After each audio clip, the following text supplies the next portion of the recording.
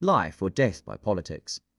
How you as leaders decide who gets clemency. Before we begin, subscribe, like, and comment to support real crime stories based on true events. In the United States, one signature can mean the difference between life and death, and that signature doesn't belong to a judge. It belongs to a politician.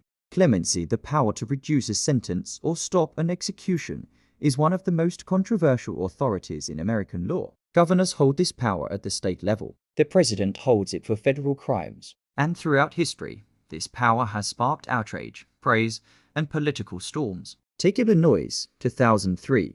Governor George Ryan faced mounting evidence that the state's death penalty system was deeply flawed. Several death row inmates had already been exonerated some just days before execution. After reviewing cases and investigating wrongful convictions, Ryan made a historic decision. He didn't just pardon one inmate. He commuted the sentences of all 167 people on Illinois' death row. Supporters called it moral courage. Critics called it political theater. But one thing was clear.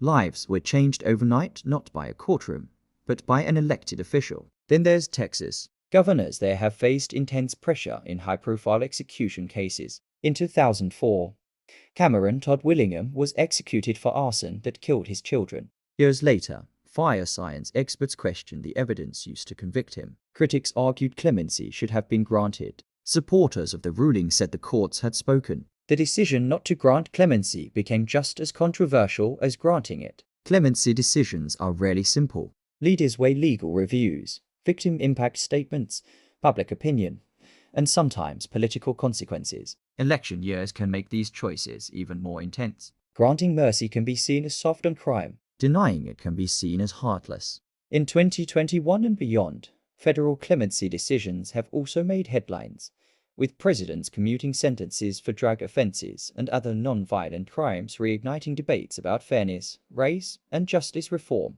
So the question remains, is clemency about justice or politics? When a governor or president signs that paper, they are not just changing a sentence. They are stepping into history, deciding whether someone lives in prison or faces execution. And sometimes, decades later, those decisions are still debated. Because in America, life or death can rest in the hands of elected leaders. If you want more real crime stories and true justice breakdowns, subscribe, like, and comment.